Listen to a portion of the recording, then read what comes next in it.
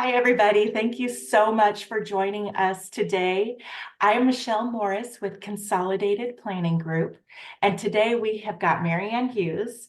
She is an exceptional divorce coach, and she's going to talk to us today about making marriage work when you are a special needs parent.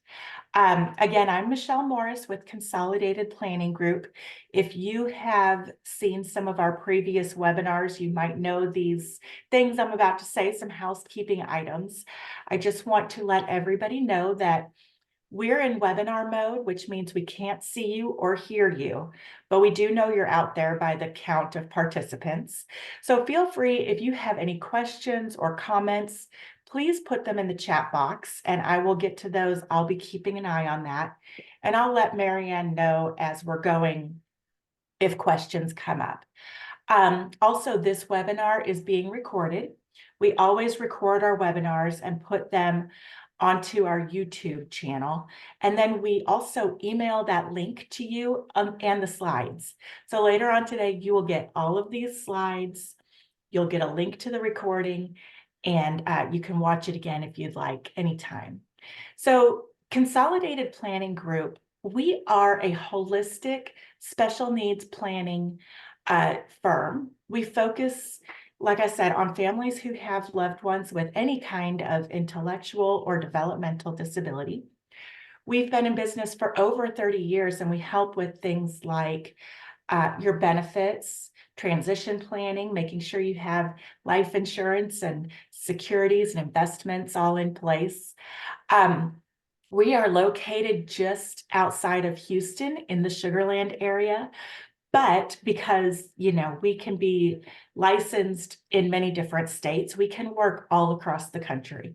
So it doesn't matter if you're in Houston or Dallas or El Paso or Chicago or New York, anywhere across the United States, we can help you out. We are members of the Special Needs Planning Academy, and we are also certified National Social Security advisors. Like I said, families come to us for things like protection plans, lifetime care plans.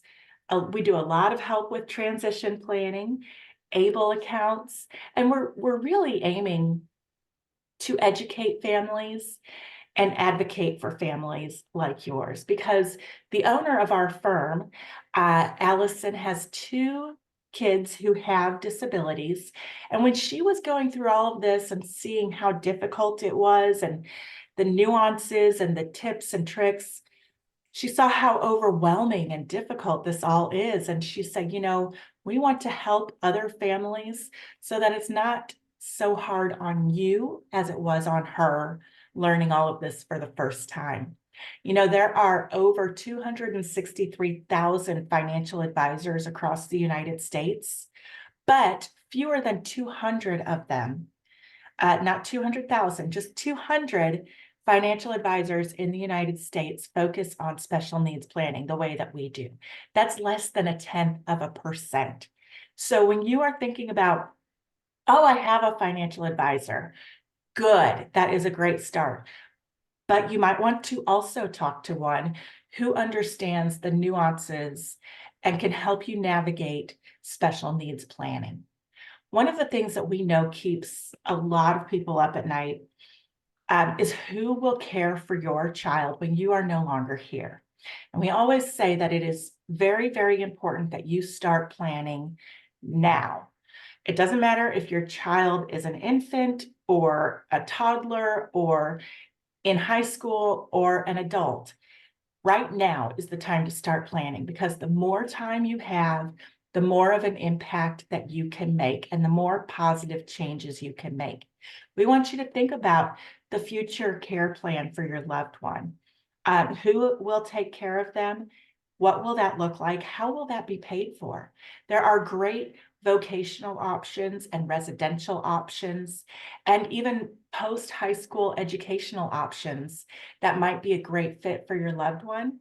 But you do have to research those early and maybe do some campus tours or community tours to find out which ones are the best fit for you.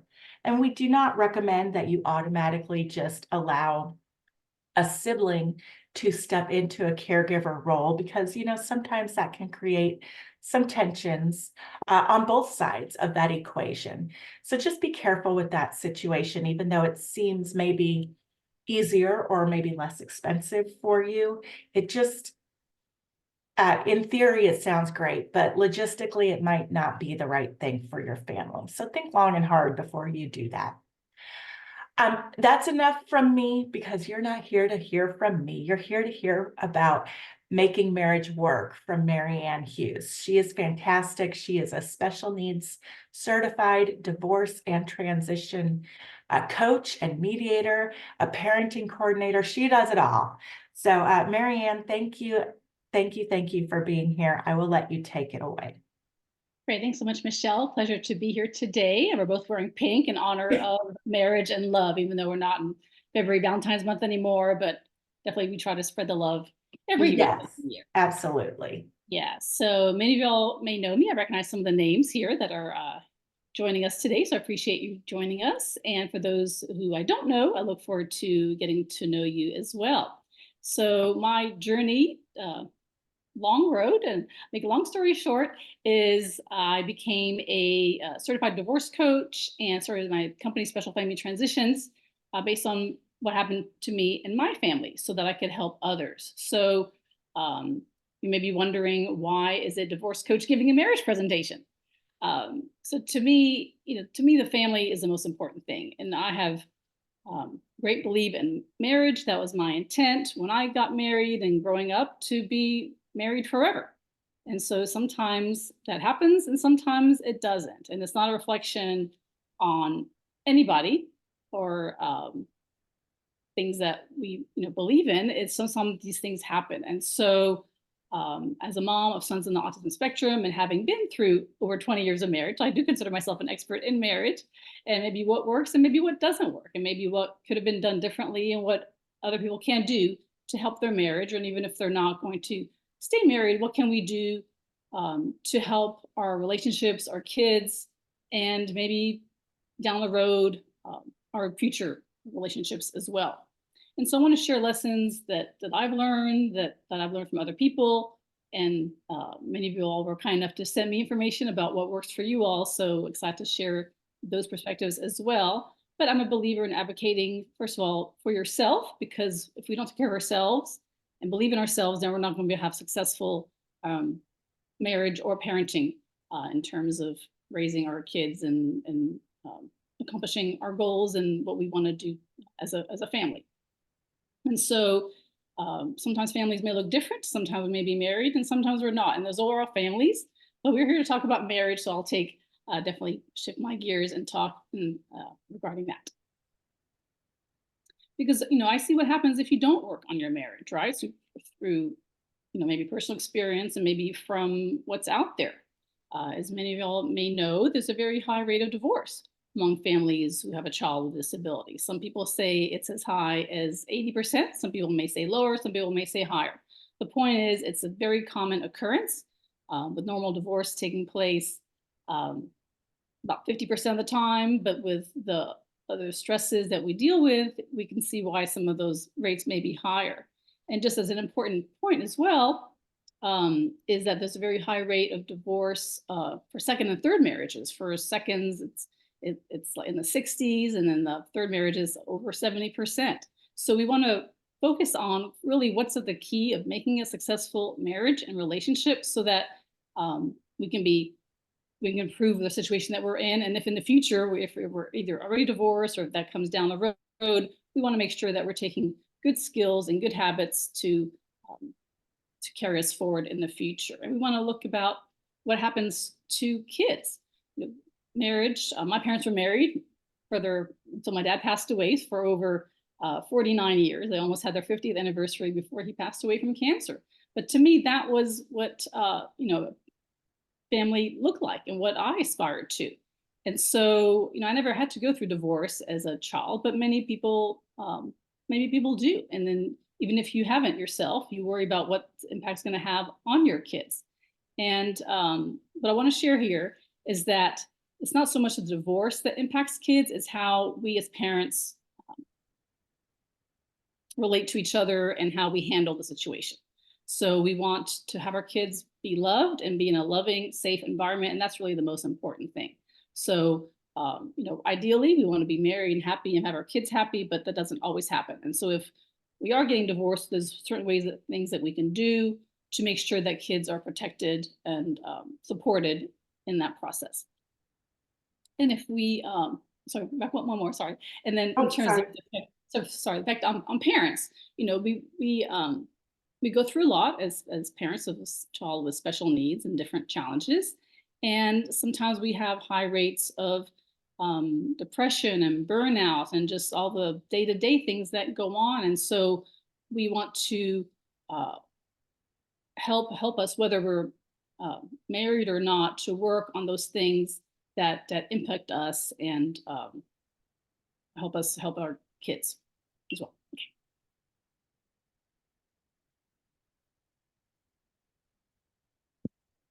There's a lot of reasons why marriages end. So the first ones are for quote unquote typical marriages, right? Without kids, without any kind of disability. These are the top reasons, not saying these are not in a particular order, but these are some of the reasons that marriages may end, that you may have either encountered or people you know or have heard about. And so a common one is lack of closeness or intimacy. So that just over time, um, you may not, looking back to when you were first married, it may not be the same in terms of, holding hands and hugging and everything that we do to show love. And everyone shows love in a different way, but sometimes over the years, for whatever reason, just the day-to-day life, we kind of lose that sense of intimacy. And so those are something to keep in mind, that we want to try to find the spark again, or just show people that we love them.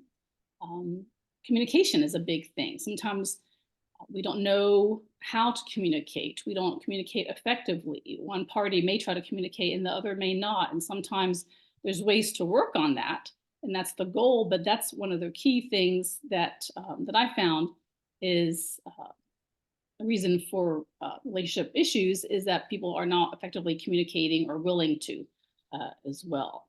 Infidelity also is, happens a lot. And so we want to try to do these other things so that hopefully people don't get to that point. But sadly, it does occur, and some people get through that kind of situation. Some people, it's really hard to, and you've got to really determine, is this something that's going to happen again? Is this a pattern, or is this just a one-time thing that maybe you can work through? So it's all, I'm not here to judge anybody or anything, but these things do happen. And so it's a personal decision with professional help to see if you can get through that or not. And then, it comes down to what your values are in terms of a family. What do you believe in? That either you both believed in the beginning and still continue to, because over time, people change. From when you're 20 to maybe 50, you're maybe a different person. And so you may find there's compatibility issues. You believe in different things now that you've experienced life some more, and that's okay, and that happens. And then financial issues can be a source of friction in marriages. Some people may disagree on how to spend money, and there may be money issues, either having not enough or maybe too much and then not spending it the right way. And then there's the challenge of how much is going to support the kids and things like that. And then this is another area, this is sad, but it is common, for domestic abuse and violence. And I just want to say that domestic abuse doesn't have to be violent in terms of physical abuse. It could be coercive control, it could be emotional abuse, it could be all kinds of things. And I've just recently joined an organization called the Divorce Coalition to help divorce professionals support families going through domestic abuse. So please feel free to reach out to me for resources if you're running into that or know people who need help in that area. And I'm sure you would keep that very confidential. Oh, for sure. Everything that I talk about with my clients is 100% confidential. So for sure. But this actually, domestic abuse is about 23% of reason for divorce. So so it is common, even though people may not talk about it. That's kind of bringing it up right now. It does happen. People who say, "Well, I would never could be abused in a marriage." It does happen, and it's really hard to admit and hard to face. And so sometimes we not even think of it as abuse if it's someone let's say, narcissistic tendencies or dealing with boundary issues. It could be a lot of things. So it's a big pot out there, and not talking so much about this today, but know that that is a big reason why marriages sometimes are best to end in some cases. Even though I do, like I said, believe in marriage and value that, and hope people can stay married if possible. There's certainly a lot of reasons why marriages won't work and maybe shouldn't continue for the safety of the individual as well as for the kids. And so on top of all that, you've got the issue or the challenges of raising a child with a disability. And so what happens sometimes is one of the parties, or maybe both, depending, has trouble accepting that child or the disability or what it all means, and that it wasn't their idea of what marriage was about and raising a family. They don't know how to deal with the pressures and a child not being perfect in their eyes, or having the vision that they had growing up of what their raising a family would look like. Makes it very different. Not that makes it more or less, it's just different. And so some people definitely have trouble coming to grips with that, and that causes some other issues as well. And then even if you both accept it, or even if you don't, then you've got the added stress and responsibility of raising that child. You're going to have to go through therapies and things through the school and plan for their future, and some of the things that Michelle talked about how do we plan now and in the long term for that child. And so some people think about this day and night. And so it does take a toll on the parents and the marriage as well.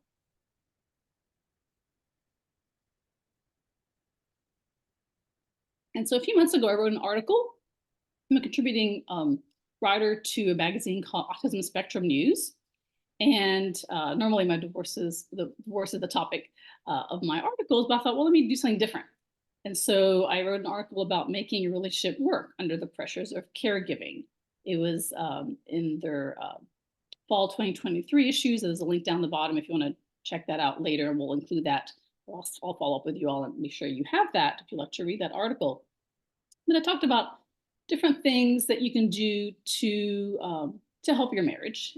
And so some of these we've talked about a little bit, but the first one I think is the most important, is the acceptance of disability diagnosis. We all go through a grief cycle, so it may take people different amounts of time and different points in their parenting journey to really come to full acceptance of the diagnosis. In a grief journey with any kind of loss or change, and this happens in divorce as well, or any kind of change that we have in our lives. First, you're going to have denial, then you're going to have anger, bargaining, depression, and finally you get to the point of acceptance. And so you'll never get to that point, or they may go through the cycle several times over their parenting journey, and depending on what the child is dealing with and different challenges they may face. So it just becomes really hard, but you want to accept the child for who they are, and do what you can to help that child and help the family in terms of having the best outcome possible. I'm not trying to paint a rosy picture. I know it's not easy. I have days in my family where things are rosy, and sometimes they're not. So definitely get the support you need for yourself and for your kids if that's the case. And then sometimes you've got one parent either doing it all, even if you're married. One may be the primary caregiver or have most of the responsibilities, and the other one may have a full responsibility for all the financial contribution to the family, and not to lessen one or the other. And sometimes people do both. But so whatever your situation is, each parent's going to need a break of some sort, right? If it's a caregiving parent, or one that who's ever at the time taking care of that child, or maybe it's together. Sometimes some parents need to just walk away, or the other parent needs to step in if someone's showing signs of being overwhelmed for whatever reason. And it could be that maybe they need to hire a caregiver, maybe hire a sitter. So having full-time jobs and taking care of kids full-time can be very stressful for anybody. And so know that sometimes we need a break, and it's okay to ask for a break. And that's kind of when the communication ties in. Sometimes we don't communicate that. The other party may not understand that we need a break or need help or need respite or whatever it might be. So we want to be able to communicate that, and also our feelings about how we're doing. Maybe sometimes we may feel overwhelmed at a certain day, and everything's fine later. But talking about that and finding support and encouragement, whether it's sometimes it may not be with your spouse, it may be through friends, community, and things like that as well. And so a lot of times as special needs parents, we don't make time for self-care or feel that we can or need to or are able to. And so we want to be able to do that, to be the best that we can for ourselves and for our spouse and for our kids. And so part of that is spending one-on-one time with our spouse. Um, I've heard so many people, I know I was guilty of it as well, is that, we spend all our energy taking care of our kids, and then we don't have time or energy to go out for date nights or dinners or just have conversations with our spouse without, kids interrupting every few minutes, whatever it might be. So where you can, try to make time, schedule time if you need to, find sitters to come in and give you that time with your spouse to continue to build that bond and work on communicate whatever may be going on at that time. This is a quote here kind of summarizing. The article is make time for yourself, your spouse, and your marriage to increase the chances of success for your marriage and the well-being of everyone in your household. And you are worth it. And so, yeah, sometimes we don't feel like we are. We're kind of day to day doing our things, but we are worth it. Our family's worth it, and our kids are worth it. So definitely make yourself and your relationships a priority. Definitely so important. And the link on the bottom of this page, when you receive these slides later on in your email today, you will be able to click that link and go straight to her article. Okay. And then in addition to the article, which is kind of the reason I decided to do this presentation, I thought, okay, let me get some more information. Let me get other people's perspective. So my Facebook name, if you'd like to follow me on Facebook, you're definitely welcome to, is Marianne Pano Hughes. Incorporate my maiden name in there. And so I made a post recently asking, what are your best tips for nurturing your marriage? And so I got a lot of responses. And so I appreciate everybody who took the time to do that. And my post will stay up for people who want to look at all the tips in detail, and maybe add to them as well. And we'll compile them and share them again. But they had different themes that I was able to categorize them in. And the next slide, I'll kind of share some specific quotes that were there. But definitely communication kept coming up, be able to communicate with your spouse. But then there's also something called a safe word, which I really hadn't seen before. And what that referred to, and I saw that a couple of times, one time was called nonviolent communication and one time was called safe word, which I learned means if you're not in a mental state or emotional state to have a conversation, they need to say so. You need to indicate to your spouse, this is not a good time for me to have this kind of conversation or have this discussion, and that we can table it and maybe discuss it later. So we don't, when we're already triggered or elevated in terms of emotionally, we're not going to have rational discussions. And so we want to recognize that and say, okay, well, this is important to me. I want to discuss it with you, but let's do it a little bit later when I'm not in this state. And date nights are important. I was glad to see so many people do make that a priority, to have scheduled time, whether it's once a week or once a month or whatever it may be, to spend that special time, one-on-one time without the kids around, with a significant other. Now, it's great also to do family outings and things like that, and that I think is encouraging, and we can show the kids by example that what a loving relationship looks like. But it's also important to have some one-on-one time with the kids. And some people also suggested taking trips, which I know can be even more difficult to schedule. Some people, one person went to a seminar where they suggested monthly trips, which is hard to do for sure, but this family ends up doing annual trips. So once a year, if you can, even if it's for a weekend getaway, try to schedule some time with your spouse to be able to just relax and reconnect with each other and disconnect from all the other pressures that you may have. And so part of that has to do, for date nights and for trips, finding a sitter or help that you trust. Some people think, oh, I can't find anybody who understands my kids or can handle my kids. And that becomes a cycle where then we just never go out, and then more issues develop from that. So sometimes it may be parents, there may be friends, there may be I've done a whole nother video, which I'm happy to share as well, about ways to find support and helps and respite providers. So definitely, um, I've been at, like, for instance, my kids also go to parents night out events at different special needs ministries at different churches. And that gives me a time, whether you're married or not, you can also take that time just to have time to yourself. So know that there's opportunities out there for help, people come in who have a love for kids with disabilities. And so that's important to try to find somebody, or at least several people, in case one is unavailable, to be able to, that you can depend on to come in. And also not just for date nights, but even to offload you. We talked about that, finding help sometimes. The other party may not be able to jump in to do that. And so even different opportunities to connect. It could be family events. It could be just sitting together, watching TV, holding hands, whatever it might be. Some of these little things kind of add up. Over time. If you think back to the beginning of your marriage, maybe you're together all the time, and now maybe finding time together is harder. So find ways that you can spend time together, even as a family. I think that goes a long way. A lot of people also definitely saw importance of having God at the center of the marriage. I'm not telling anybody what to believe or how to believe it, but that was definitely a common theme, that praying together, looking at family values and what we both believe in, and how we can use that belief to solidify our relationship and plan for the future. Then also self-awareness and empathy are important. We want to realize what we're doing in the relationship that maybe could be contributing to some issues we may having, or things that maybe we can do better. And not to say that we have to put it all on ourselves. It's a two-way street, and both people play a role, but it helps to know that we don't want to just blame the other person.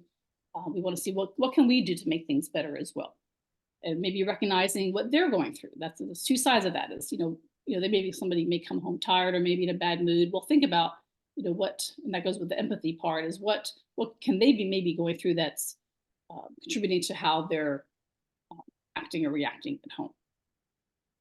And part of that has to do with the communication that we talked about, being able to share when those issues are happening. And then humor. Sometimes we just have to laugh at ourselves, laugh at what our kids do, and just try to shake it off and get beyond that. And then humility. Humility is important. I never saw it phrased this way, but in terms of being able to say you're sorry, admit when you've done something wrong, and apologize. That a lot of people don't do that, and I think if more people did that, I think that would definitely help further the positive relationship aspects. Definitely. And one thing that I shared with Marianne before we got started today is I saw this post. I didn't respond, but I will tell you what my grandma's advice was. Even at my grandpa's funeral, she said this, because they were married for 71 years. And people always asked, what is your secret? And she says there are two secrets to their happy marriage. And it was separate bathrooms and separate vacations. So even though a lot of people, your opportunities to connect and date night and this and that, but you also have to have opportunities to be by yourself. And that's one thing that my husband and I found earlier in our marriage. He traveled a lot for work, and people would say, oh, how do you guys do it? And I said, well, it's kind of a good thing, because I'm very independent and I don't need constant togetherness, although I love it. Sometimes I like to have just quiet and be a little bit more introverted and just be by myself too. So the travel was actually good for us during certain parts of our marriage. Yeah, for sure. And that's a great point, is not everything has to be with your spouse by any means, because we want to, it's kind of the self-care aspect we talked about, is we want to spend time, with our friends, or even alone, or whatever it might be, to replenish ourselves and our soul, to make us get back to the everyday grind. So it's kind of for sure. These are just some of the quotes that were there, just thought I'd share. Humility, the willingness to admit when we're wrong, apologize, forgive. Also, frequent communication and never go to bed angry, which is a good one. Um, Dialogue daily, weekly, date weekly, and depart annually on a trip. And then their D word isn't discussed. And this person was actually featured. She mentioned in a newspaper article. She's got several kids with disabilities, and so they have a lot to handle. And so, yeah, they definitely um, prioritize what they need to do to get through their challenges every day. Being open and honest, respecting each other's boundaries and beliefs, and compromise when necessary. So not one person is always right, for sure. And then this is important about telling them what you need and ask for help. People are not mind readers, so if you need help, be sure to express that. Laughter, gratitude, and positivity. It's amazing how much positive attitude will get you. Be able to look at a situation and have that spin that into as much a positive situation as you can. Being grateful for what you have, and we talked about the humor.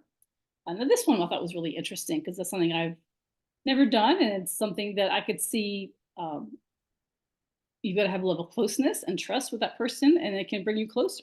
So I'll read this to you. I thought it was really kind of moving to me. Is share intimate moments daily, synchronizing deep breaths with your partner, inhaling and exhaling slowly to deepen your connection.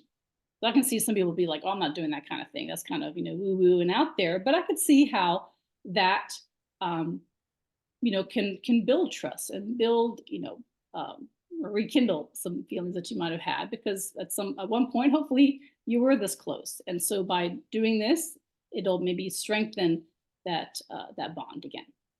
So if you all try this, let me know how that works for you. And this one in the middle, I've got a next slide to talk about it more in detail, but do a personality test and identify your love language. This helped their marriage tremendously.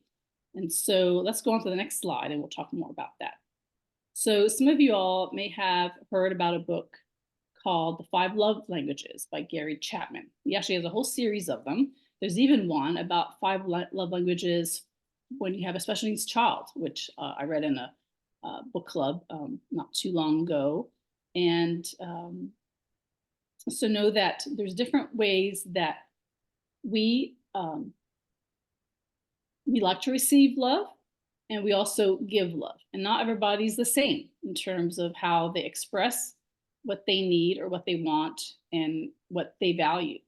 And so you may be one way, another, and your spouse may be another, appreciate another love language.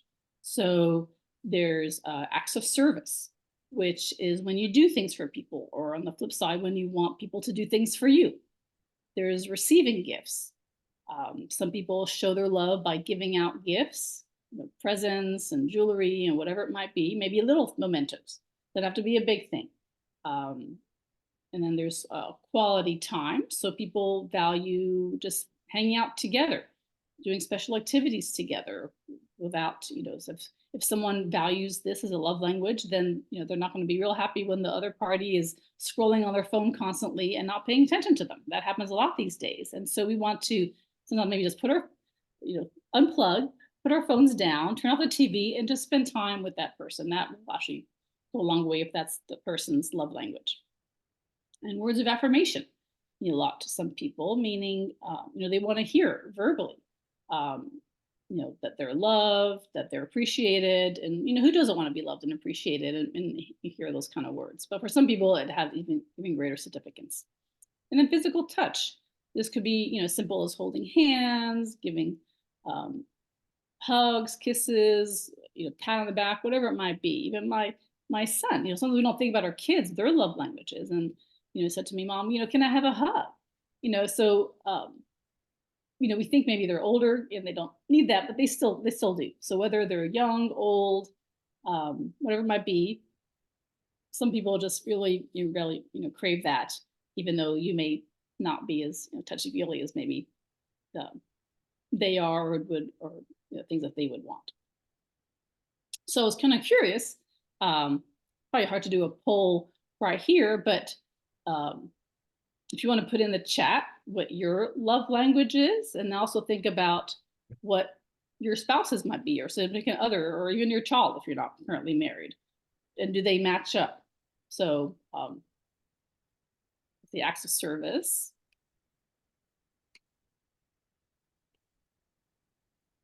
Yeah. I think mine is definitely words of affirmation are really important. And I know my husband likes acts of service, especially, keeping up the house and keeping things clean and neat, doing his laundry and stuff like that. Yeah, so it's the little things, right? So yeah, so I appreciate y'all sharing. And so I think it's important, just think, what is your spouse's love language and what would they appreciate? So kind of like Michelle was mentioning. And if some things are important to you that you're not receiving, then let your spouse or your other know that these are the things that you're seeking. So there's checklists, there's a website for this, and there's books, and there's all kinds of quizzes you can do to identify if you're not quite sure what your love language is. And sometimes there's maybe multiple ones. So we all like these to a certain extent, but sometimes one or two will stand out, and that is kind of revealing to take that quiz and see really what's most important to you. And there's also the quiz, like I mentioned, the one for your child. You can either ask them, or if they're not verbal, kind of trying to figure out based on their behaviors or their preferences what theirs is. And I think that that was really enlightening too. Okay. All right. Move to the next slide then. And so we talked a little bit about this, about self-care. So sometimes we may not think we have the time, or we're worth it, or don't know what self-care is or what it can be for us. But the important thing is to know that we're important and we need to prioritize ourselves. We sometimes, as a special needs mom, I know a lot of people on this call are moms.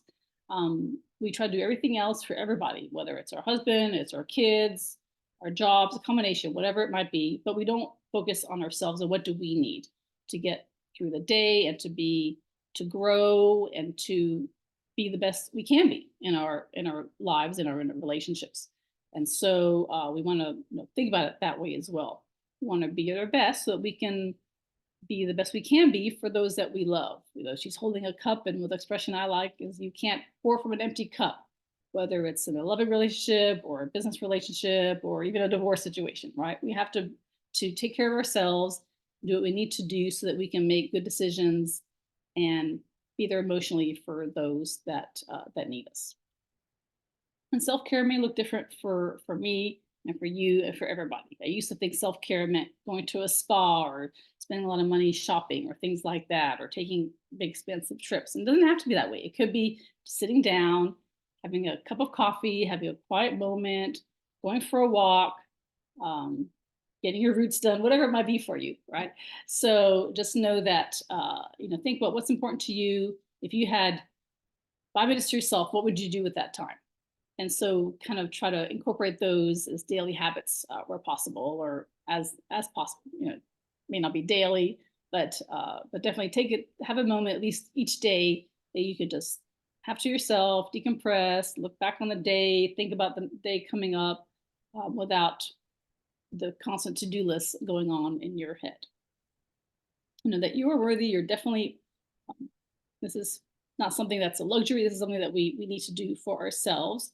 And by demonstrating it and doing these things, you'll be a role model for your child and for others around you who may not recognize the importance of doing these things. So we don't want children to think that we don't matter, or that they don't matter, or that as they grow up, that they don't need to do things for themselves, that they are important. And learning to set boundaries, I think, is an important part of self-care. How do we say no to people? What can we do to better express ourselves?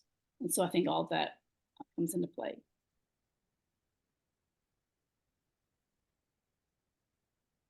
And so I debated how to then transition, or whether to include this in this presentation. But the reality is that we talked about, marriages do go through tough times, and sometimes we do struggle. And so what do we do about that? We have done a lot of these things that I've shared in the presentation. There's a lot more as well. But what if we're still struggling? So I'll share in the next slide some of the things that we can do. But as a divorce coach, I felt like I wouldn't have done my job if I didn't share some of these things with you. So I'm not trying to offend anybody, but just know sometimes this is reality and these things happen.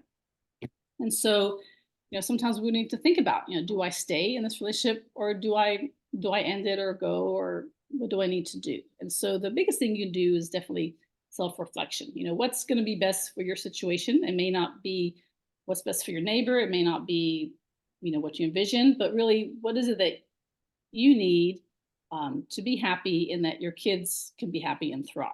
And so you can sometimes, self-reflection is important, but sometimes we also want to get input and support and guidance and ideas from other people. And that could be family and friends.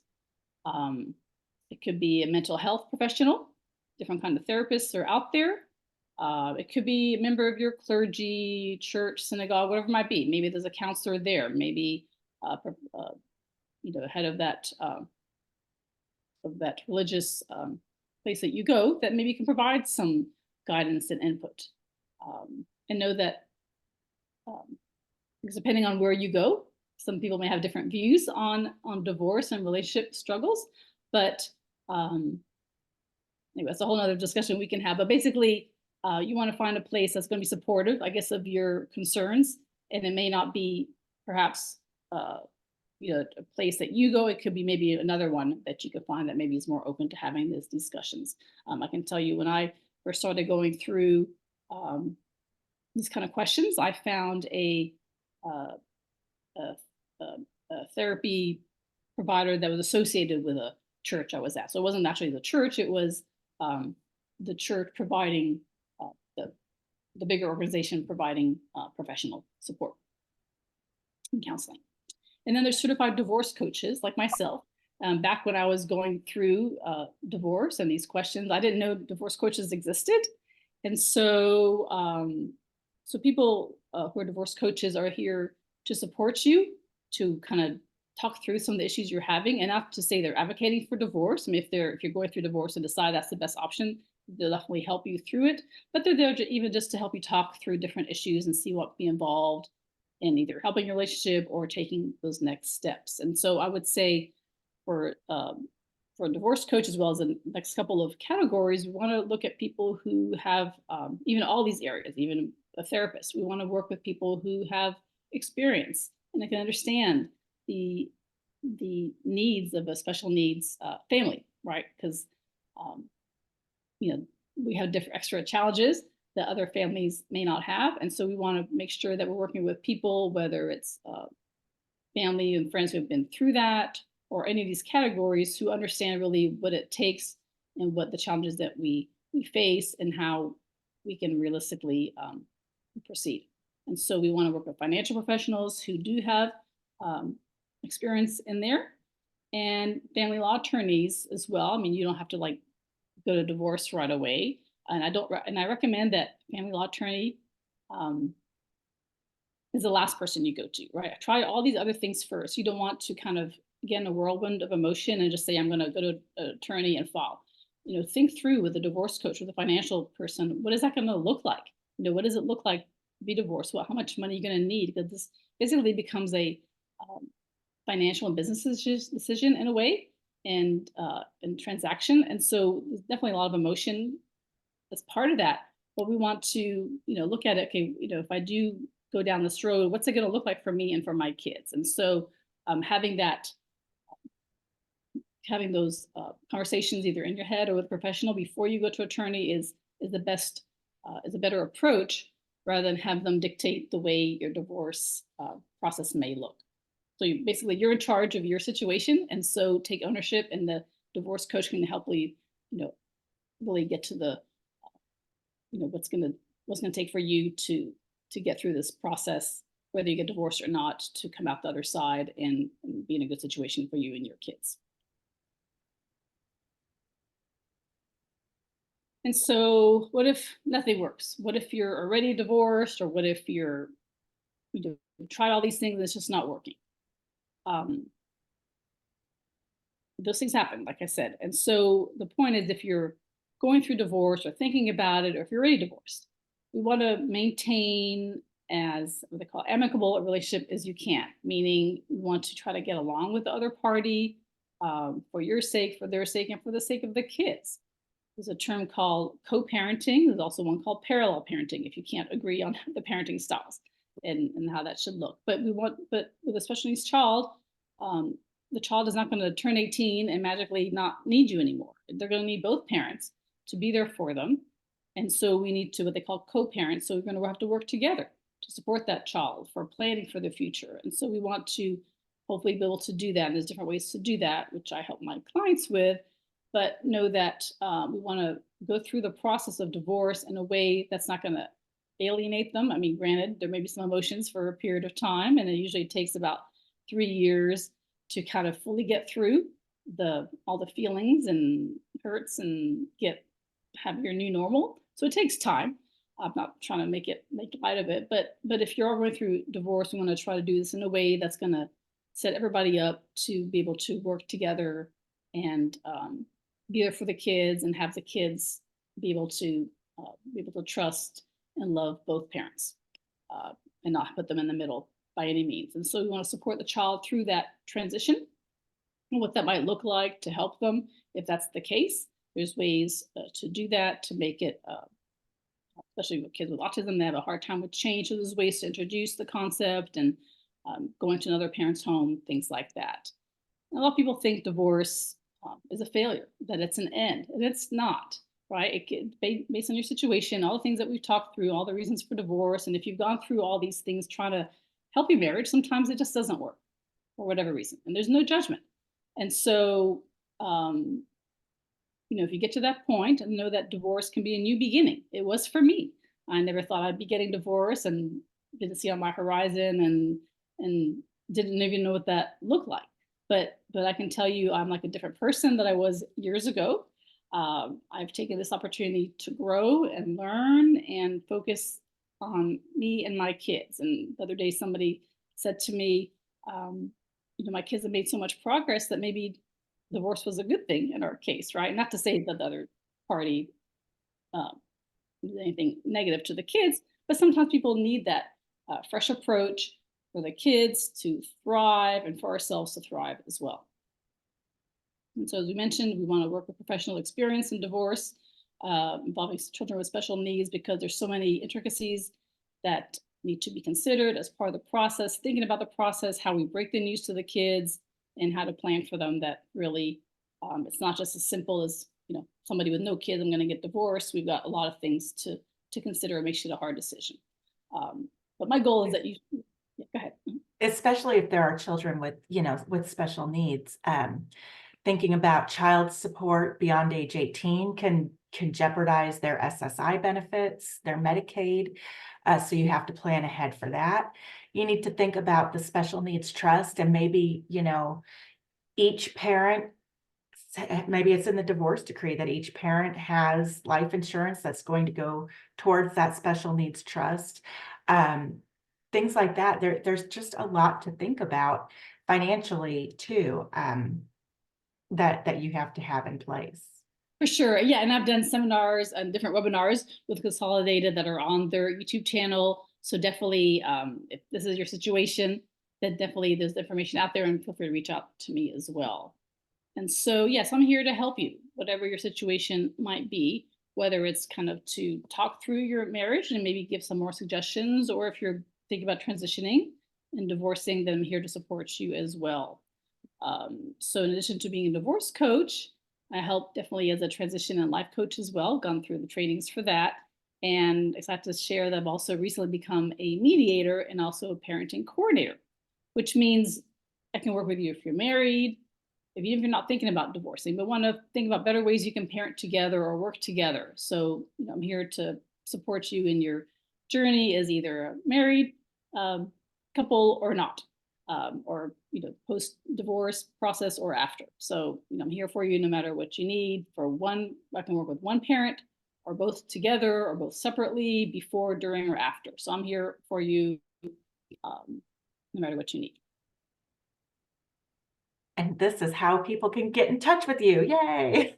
Yeah, so I do have my website, Special Family Transitions, and all my social media is under Special Family Transitions. I've got a Facebook page, I've got Instagram, I've got YouTube channel as well. And if you search for Mary Ann Hughes, you'll find all kinds of podcasts and things that I've done and shared in the past. I've written a lot of articles, writing more and more for different magazines and publications with different kind of perspectives and things that might be important to your family. And not all my things are divorce related. I try to provide support on transitions for post high school, because my kids have gone through that. They're now young adults. And so, yeah, I'm trying to share with the community things that were challenging for me in raising my kids or planning for my future, whether it's divorce related or not. So, please reach out to me if I can help in any way, and know that you're not alone. We're all here for you, and lots of professionals are here uh, who understand what you're going through. And So I I do. often see Marianne at the different, transition fairs and resource fairs. So if you go to any of those, stop by her booth and say hello, meet her in person, get some information. You never know when you're going to need her. And she is someone who is such a great professional to have, kind of just to know that she's out there if and when you need her, I think is a really good idea. So of course, you will receive her contact info later on today, the slides, the email, everything will be out there for you. So Consolidated Planning Group, we help people with developing that special needs care plan, future care cost estimates, their benefits like the Texas waiver programs, SSI, Medicaid, SSDI, Medicare. We help set up ABLE accounts, help you understand about beneficiary designations, special needs trusts, basically all facets of special needs life and things you need to know. We do webinars about. We always put them on our YouTube channel so you can go back and watch those at any time. Marianne, we do have a question. What were some of the strategies to find help in terms of childcare that you were mentioning? Right. So, if there's, depending on the age of your child, sometimes the schools may have like paraprofessionals, or if you're in an ABA clinic, there may be um, um, some RBTs or other people who are willing and able to come out who understand. I've also had some luck in the past with cure.com, where you can search for those with special needs, interests, and background. Um, there's through the special needs ministries, they may have some people, a lot of psychology students. So we want to get creative in terms of how we find people. Sometimes referrals. There's some groups on Facebook that share about different nannies and people out there. So yeah, There's a definitely. lot of great parenting groups out there on Facebook that might be a good place to ask about those things. Yeah, it's hard because sometimes, yeah, they come and go and then they have conflicts come up. So yeah, we all have several kind of in the so-called Rolodex to be able to call on. So not just like count on one, because they may have to leave or transition. This person, Jane, says that University Methodist Church has lots of support for special needs families. So yeah, reaching out to your church, your schools, those things would be very helpful too. So this is my team, our team at Consolidated Planning Group. Allison and I usually do the webinars, so you might be familiar with the two of us, but we want to make sure that you're familiar with everyone on our team, because we work as a collaborative group where we all take an interest in our clients. All four of the advisors on our team put effort and work into your plan. We all bring our areas of expertise. Allison and Jeff are a married couple, and then I'm married to that guy with the big beard. Um, and it's just a great team to work with. I love that we're independent. We're not stuck working with any one larger company, but we're contracted to work with many of them. So we can find the box that fits our clients rather than finding the other way around, trying to fit our clients into the boxes that we have. We do offer a free consultation, and then I'll go over this slide and then get back to the questions. We do offer a free consultation. This is over Zoom. It's usually about 30 to 45 minutes, depending on how many questions you have. And we welcome you to bring your questions to us, pick our brains as financial and special needs planners. And then we want to get to know you and your family. We do ask you to fill out a short questionnaire before the consultation so that we know what we're walking into when we open up that Zoom meeting. But once we answer your questions and we get to know you a little bit, we go over how we work and what our fees are. And then if you're interested in moving forward, we can do that. There is no obligation. Our main goal is to answer your questions and see if we're a good fit to work together. So please schedule your free consultation. You can use the QR code or just call the office or email us. Also, these links down here will be clickable for you, the YouTube channel, Instagram, our podcast, and our Facebook page. Okay, so I'll go back to Marianne. She is why you're here. So in Dallas, Highland Park United Methodist Church has a night owls program for younger kids, and they have a ton of programs for adults with disabilities. So that's another resource for you. Marianne, do you ever make presentations in schools? I have not, but I'm happy to. I mean, I connect with a lot of schools. I go to the school district transition fairs, but yeah, I'm definitely happy to do that. I've actually connected with one of the districts. I do have some webinars planned. I believe it's for Conroe ISD. But yeah, I'm happy to present to families, to teachers, staff, whatever it might be. And we do that as well. We often have ISDs who put us in their newsletters or whatever and offer our webinars to their families. And you're all welcome to share this with any family and friends and anybody that you know that might be able to be helped by our information or Marianne's information. That is certainly the goal. Yeah, Okay. I want to share also about the special needs ministries. I appreciate you all sharing about the ones that you offer in your areas. Yeah, I found that a lot of them are open to having your kids attend, even if you're not members of that church or institution. So yeah, definitely reach out there. They're very loving. They have great programs. They have great summer programs, summer camp sometimes, maybe like a vacation Bible school or a nice setting. So yeah, definitely happy to share more information on that if that's something that is of Well, interest. yeah, and we've even done a webinar about different summer programs that are available for special needs kiddos. We've done a panel discussion where we have representatives from different summer camps or residential communities or day programs, all kinds of things. So just check our YouTube channel for that. But I definitely, Marianne, it is always so nice to see you and so good to work with you. Thank you for being here with us today, for sharing all of this great information. And all the participants, thank you for sticking with us. Like I said, you will receive this information later on today with whatever email address you registered with. There's another community respite programs link for the San Antonio area. Thank you. And can I just say that Jane, that's the way my mom spelled her name too. I love seeing that. Thank you. All right, everybody have a great week. It's Monday, so you've got plenty of time to go out there and make it a great week. If you need anything, Consolidated Planning Group is always here for you. And I know Special Family Transitions is too. So please reach out to us.